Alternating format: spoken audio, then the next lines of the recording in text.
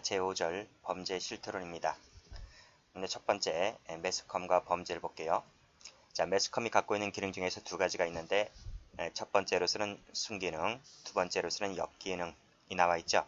자, 순기능 두 가지 학설들을 봐주셔야 됩니다. 첫 번째 카타르시스 가설, 요 카타르시스 동그라미 쳐보시고, 자, 영화나 TV가 폭력 장면을 방영하게 되는 것은 시청자로 하여금 대리 만족을 얻게 하고 그에 따라서 공격적 성향을 자제시킨다는 것이 카타르시스 가설입니다. 다른 말로 정화 가설 이렇게 얘기하기도 해요.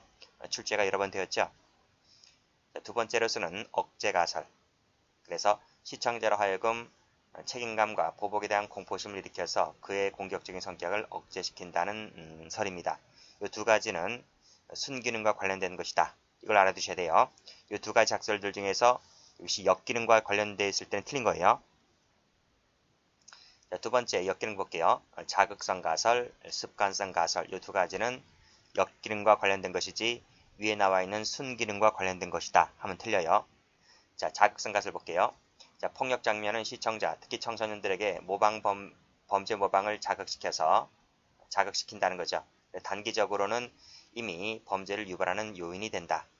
두 번째, 습관성 가설이라고 하는 것은 범죄 행위에 대한 무감각하게 되고 범죄를 미화하는 가치관이 형성되어서 장기적인 범죄 유발 요인이 된다는 것이 습관성 가설입니다. 그래서 그 내용들 좀 봐두셔야 될 것 같아요. 자극성은 단기적으로 이미 범죄를 유발하는 원인이 된다. 습관성이라고 하는 것은 습관 자체가 장기적과 관련된 것이죠. 무감각하게 되고 이런 것들이 습관성 가설, 이 두 가지는 역기능, 위에 두 가지는 순기능 이렇게 정리해 두시면 될 것 같아요. 어려운 거 없습니다. 자, 다음 페이지 보시게 되면 경제 환경과 범죄 나왔네요. 자, 첫 번째 물가 변동과 범죄를 볼게요. 자, 마이어 밑줄 그시고 소득 변동과 범죄에서 랭거 밑줄 그시고 또 사람들 이름 알아두셔야 됩니다. 자, 일단 마이어 볼게요.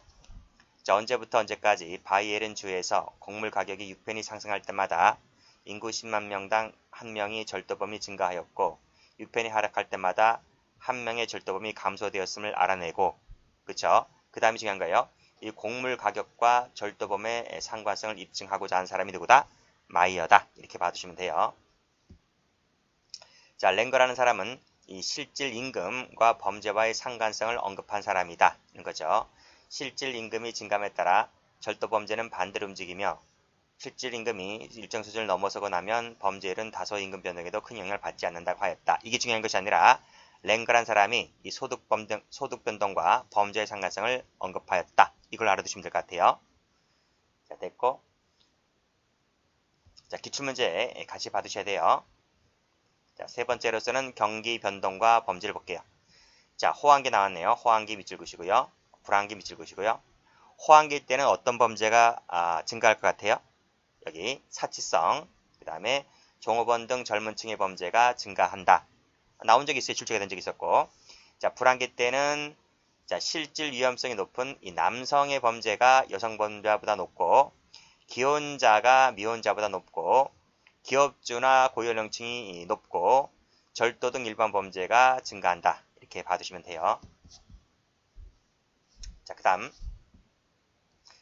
자, 서덜랜드 나왔네요. 서덜랜드 세모 쳐보시고, 서덜랜드는 불경기와 범죄의 상관관계를 밝히는 것은 불가능하다고 보았다. 그렇지만 엑스너 동그라미 쳐보시고, 엑스너는 상관성을 인정하였다는 것입니다. 학자들마다 다르죠. 어떤 사람은 인정하였고 어떤 사람은 부정하였고, 이것도 출제가 된 적이 있기 때문에 사람 이름도 좀 기억을 해서 봐두셔야만 됩니다. 누군 인정했고 누군 인정하지 않았고, 아시겠죠? 자, 그 다음 화폐 변동과 범죄를 볼게요. 자, 인플레이션기에는 자, 금전적 범죄부자들은 물건 자체에 대한 범죄가 증가하였다는 거죠. 왜요? 인플레이션은 그 물가가 오르고 화폐 가치가 떨어지는 거잖아요. 그렇죠? 화폐 가치가 떨어지기 때문에 이 금전적 범죄보다는 물건 자체를 훔치는 것이 더 증가한다는 것이죠. 반대로 디플레이션 같은 경우에는 뭐죠? 인플레이션 반대니까 화폐 가치가 상승하고 물가가 하락하는 거잖아요. 그래서 이것은 금전에 대한 범죄가 증가한다. 이렇게 보시면 됩니다. 자, 빈곤과 범죄 볼게요. 자, 쭉 읽어보시고 두 번째 줄, 최근에는 상대적 빈곤으로 인한 박탈감이라든지 이런 것이 연구하는 방향으로 발전되었다는 거죠. 이 상대적 빈곤이라고 하는 것은 밑에 나와 있어요. 상대적 빈곤이라고 하는 것은 타인과 비교하는 거예요. 심리적 박탈감을 말한다. 자, 이 상대적 빈곤을 연구했던 사람들, 토비 동그라미 쳐보시고, 동그라미 친 사람이 녹색이네요. 녹색 갖고 토비 동그라미 치시고, 꿰뚫레 동그라미 쳐보시고, 이 사람은 자신이 속한 사회에서 스스로 느끼고 경험하는 이 상대적 결핍감이 원인이 된다라고 연구했던 사람들, 두 사람 정리해 두시기 바랍니다. 반면에 올라가 보시면 절대적 빈곤이라고 하는 것은 진짜 찢어지게 가난한 거잖아요. 이 글룹 부분은 절대적 빈곤과 범죄가 비례한다고 보았다. 그렇죠? 이 사람은 역시 찬성한 사람이니까 동그라미 쳐보시고요. 그렇지만 자, 힐리와 브론노 세모 쳐보시고, 이 사람은 양자의 관계를 부정하였다. 그러니까 찢어지게 가난한다 하더라도 꼭 범죄로 나아가는 것이 아니다. 이렇게 본 거죠. 반면에 글룹 부분은 찢어지게 가난하면 범죄로 나아간다. 이렇게 밝힌 사람이고요. 그래서 한번 색깔 칠해볼게요. 여기 서덜랜드. 그 다음에 서덜랜드는 불경기와 범죄의 관계를 부정하였고, 힐리와 브론노도 절대적 빈곤과 범죄의 관계를 부정하였고, 반면에 엑스너는 인정하였고, 글릭, 토비, 깨틀레 이런 사람들은 인정하였다. 이렇게 받으시면 돼요. 그리고 또 어떤 것과 관련되어 있는 것이 알아두셔야 돼요. 서덜랜드와 엑스너는 경기 변동, 그 다음에 글릭 부부 이런 사람들은 빈곤 관련해서 연구한 사람들이다. 이렇게 받으시면 돼요. 그 다음에 앞에 나와 있던 마이어, 랭거 받으시고, 뭐 어려운 거 없죠? 쭉쭉 읽어보시면 됩니다. 자, 다음 페이지 도시화의 범죄를 볼게요. 자, 급격한 도시화는 인구 이동이나 집중으로 인해서 그 지역의 사회관계의 혼란을 초래하게 되고 지역 연대를 어렵게 하여서 범죄 증가를 초래할 수 있다. 이 지문도 출제가 된 적이 있어요. 자, 유발시키는 요인을 볼게요. 자, 네 가지 묶어보시고, 자, 범죄 통제 기능이 약화된다. 개인의 고립화, 익명성, 비인격성, 문화 갈등과 규범의식의 저하, 일체감의 결여, 정규성의 희박. 어려운 거 없죠? 이런 것들이 도시에서 나타나는 범죄 유발 요인이 된다. 이렇게 정리하시고요. 자, 전쟁과 범죄 볼게요. 자, 전쟁이 범죄와의 관계에서 유발하는 기능이 있고 억제하는 기능이 있습니다. 유발하는 원인들 좀 읽어보시면 돼요. 이건 뭐 제가 안 읽을게요. 억제하는 기능들 읽어보시면 될 것 같고, 자, 이 전쟁과 범죄를 연구했던 사람이 이 엑스너라는 사람인데, 이 엑스너 좀 알아두시기 바랍니다. 엑스너. 그것은 그 추이가, 전쟁의 추이가 범죄에 영향을 미치는 것을 다음 단계별로 나누었다는 것이죠. 그래서 1개, 2개, 3개, 4개, 5개, 5단계로 나누었습니다. 초기에는 범죄는 감소한다. 진행기에는 뭐죠? 특별한 변화는 없다. 피폐기에는 범죄는 증가하더라. 붕괴기에는 각종 범죄가 급속히 증가하더라. 전후기에는 패전국이 더 심하게 나타나더라. 이렇게 연구해봤다는 거죠. 초기는 어떻고 진행기는 어떻고 이걸 알 필요는 없어요. 이걸 알 필요는 없는데 전쟁의 추이가 범죄에 미치는 영향을 연구한 사람은 엑스너다. 이렇게 정리하시면 된다고요. 자, 다음 자연환경과 범죄를 볼게요. 자, 계절과 범죄입니다. 자, 폭력 범죄는 더울 때에 더 많이 발생하더라. 그 이유 나와 있고, 성범죄도 더울수록 많이 발생하더라. 노출이 심해지니까 그래요. 자, 깨뜰레 나왔네요. 자, 깨뜰레 좀 알아두셔야 됩니다. 깨뜰레는 저 뒤에 아주 자세히 배우는데요. 일단 깨뜰레. 기온의 법칙을 주장하였다는 기온 법칙을 주장하였다. 어떤 내용인가요? 인신범죄는 따뜻한 지방에서 발생하고요. 재산범죄는 추운 지방에서 발생하더라. 라고 하는 이 기온 법칙을 주장한 사람이 깨뜰레다. 이렇게 정리하시고, 요일과 범죄는 뭐 주급제 뭐 나와 있는데 읽어보시면 됩니다. 자, 여기 인신범죄는 따뜻한 지방에서, 재산범죄는 추운 지방에서 발생한 사람은 깨뜰레지 곧다다 하면 틀립니다. 자, 가정환경과 범죄를 볼게요. 자, 결손가정. 자, 형태적 결손가정이 있고 기능적 결손가정이 있어요. 그렇죠? 형태적이라고 하는 것은 두 분이 안 계시거나 한 분이 안 계시는 거. 기능적이라고 하는 것은 두 분 다 계시는데 역할을 제대로 못하는 거. 그래서 후자가 더 문제가 된다. 이렇게 보았죠. 자, 빈곤 가정입니다. 낮은 소득 수준으로 인해서 경제적으로 어려운 가정을 말하게 되는데 이 근육부부는 빈곤의 상관성을 인정하였지만 이 힐리 부부는 부정하였다. 이렇게 정리하시면 돼요. 이쪽은 출제가 된 적이 없습니다. 출제가 된 적이 없기 때문에 그냥 간단히 볼게요. 자, 부도덕 가정이 뭐고 갈등 가정이 뭐고 시설 가정이 뭔지는 뭐 봐두시면 됩니다. 어려운 거 없죠? 그냥 첫 번째하고 두 번째 이 두 가지만 좀 봐두시면 되고요. 나머지 건 뭐 굳이 나올 거 없습니다. 여성범죄를 볼게요. 여성범죄가 더 중요하죠? 이 체크하시고. 자, 일단은 여러분들은 그 여성범죄 하면 딱 나와야 하는 사람이 세 사람인데 그 세 사람을 꼭 좀 알아두셔야 돼요. 일단 롬브로죠. 그 다음에 폴락, 그 다음에 아들러. 이 세 사람은 꼭 좀 알아두셔야 돼요. 여성범죄 할 때는 그쵸? 뭐 요새는 세 사람밖에 없으니까 먼저 폴락, 롬브로죠 볼게요. 여성범죄자는 정상인과 다르다.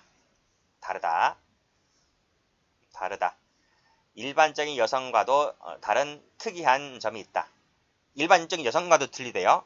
그렇죠? 그래서 이중적인 의미를 지닌 괴물이다. 이렇게 표현하였다는 거죠. 자, 여성범죄는 적은 것은 겉으로만 그럴 뿐이지 실제로는 이 매춘을 고려한다면 남성범죄를 훨씬 능가할 것이다. 이렇게 주장한 사람이 롬브로쩌입니다. 롬브로쩌는 엄청나게 유명한 사람이에요. 저 뒤에 가서 자세히 배울 텐데 롬브로쩌의 그 많은 내용 중에서 매춘을 인정한 사람, 매춘이 고려한다면 남성보다도 훨씬 능가할 것이다. 고 한 것인데 롬브로쩌 정리하시고 폴락 볼게요. 폴락은 이 기사도 정신을 얘기하는 사람인데요. 여성범죄가 일반인의 생각보다는 훨씬 많고 지능적이지만 그 기사도 정신에 입각해서 관대하게 처벌되기 때문에 과소하게 집계되고 있다. 이 기사도 정신 얘기한 사람 폴락 봐두시고 자, 또 이렇게 주장한 적도 있어요. 여성범죄는 소규모로 반복되고 있다. 자신과 밀접한 관계에 있는 사람들을 피해자라는 경우가 많다. 그쵸? 남편을 죽인다든지 애인을 죽인다든지 애들 죽인다든지 그렇게 나오죠. 그 다음에 독살, 학대 등 비신체적 수단을 이용한다든지 배 위에서 가담하는 경우가 많더라. 이렇게 말한 사람 폴락. 그 다음에 아들러 볼게요. 아들러 하면 신여성범죄론을 기억하셔야 돼요. 신여성범죄론 내용까지 알아두셔야 됩니다. 가로 열고 가로 닫고. 그래서 사회적 역할이 변하고 형태가 남성과 유사해지면서 여성의 범죄도 남성과 동일해 돼간다는 이 신여성범죄론 주장했던 사람 아들러. 이렇게 정리하시면 돼요. 다시 한번 보시면 여기 롬브로쩌. 롬 하면 매춘 알아두셔야 되고 폴락 하면 기사도 정신 알아두셔야 되고요. 그 다음에 아들러 하면 요 신여성범죄론 이렇게 딱 정리하시면 돼요. 자, 특징 볼게요. 자, 요 5가지 한번 묶어볼까요? 자, 수동성, 불성실성, 은폐성, 기회성 이렇게 받으시면 되고요.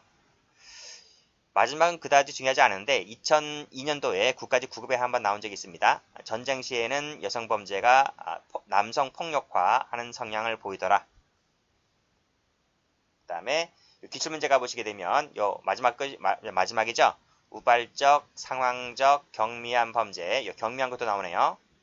자주 저리는 경향도 있다라고 해서 보호직시험에 나온 적도 있습니다. 자, 됐고 우리나라 실태 볼게요.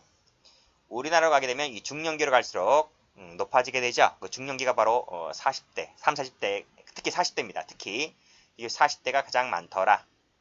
사기가 많고요. 그 다음에 단독범에 이것도 50% 이상이 되더라. 이렇게 보고 있습니다. 자, 다음 페이지. 자, 화이트 칼라 범죄 볼게요. 이것도 체크하시고. 자, 화이트 칼라는 블루 칼라에 대응하는 개념이다. 이 개념을 처음 사용한 사람 알아두셔야 돼요. 서덜랜드 밑줄 그시고. 서덜랜드도 엄청나게 중요한 사람이에요. 이 사람도 뒤에 가면 엄청나게 중요하게 다뤄요.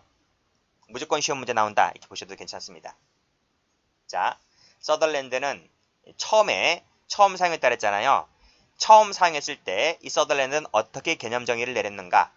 높은 사회적 지위를 가진 사람들이 이욕적 동기에서 자신의 직업 활동과 관련해서 행하여지는 범죄 이렇게 최초로 정의를 내렸던 거예요.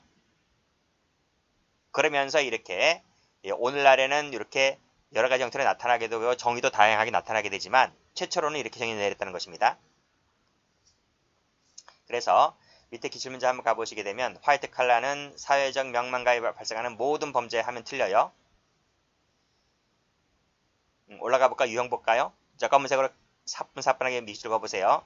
경제범죄, 환경범죄, 컴퓨터, 기업, 공무원 범죄. 그 다음에 인허가 관련 내지 세금 징수 관련된 공무원 범죄, 뇌물, 돈 세탁, 금융사고, 사기 위조 횡령 범죄. 근데 이것이 일반 사기 아니에요. 일반 사기 횡령이 아니라 이 금융사고에서 나타나게 되는 이 사기 횡령 위조 등을 말하게 되는 것입니다. 그래서 밑에 가보시게 되면 절도 사기 횡령하면 틀려요. 이건 일반 범죄잖아. 일반 범죄. 그렇죠? 이것은 금융사고 관련된 것이고요.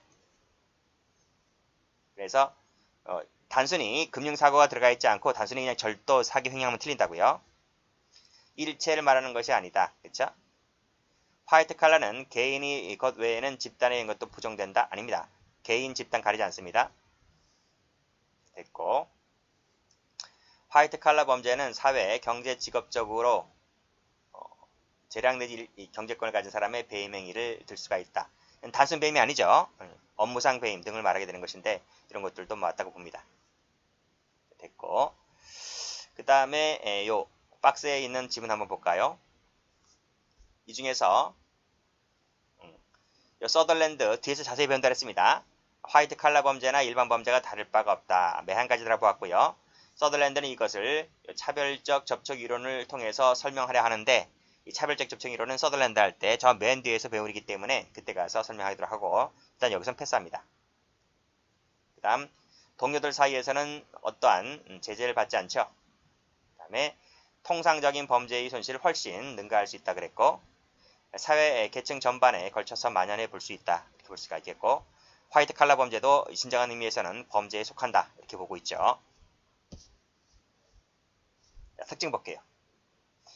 자, 전통적인 범죄라고 하는 것이 절도, 강도 이런 걸 말하잖아요. 그렇죠? 그런 범죄에 비해서 손해나 피해가 엄청나게 광범위하다는 것이고 비난의 정도는 그다지 크지 않다는 거예요. 이것이 또 직접적 그 다음에 대부분의 다른 사람들에게도 영향을 미치는 것이기 때문에 일반인은 그 유해성을 느끼지 못한다. 이런 거 좀 봐두시고 그 다음에 암수 범죄가 많이 나타나고요. 이 숨은 범죄가 암수 범죄예요. 그렇죠? 많이 나타나게 되고 선별적 소추 문제가 야기가 된다. 그렇죠? 경찰이나 검찰에 의해서 선별적 소추가 가능하게 되고요. 업무 활동이 섞여서 일어나기 때문에 적발이 용이하지 않고 증거 수집이 어려운 특성들, 비중립성이라는 점, 지능적, 조직적, 권력적, 관료적이고요. 기본의식이 없는 경우가 많기 때문에 범죄자들은 물론 일반인들로 중대한 범죄로 보지 않는 경향이 있다. 점차 확대되어 간다 라고 하는 이런 특징들 받으시면 될 것 같고 기출문제 정리하시면 될 것 같아요. 됐습니다.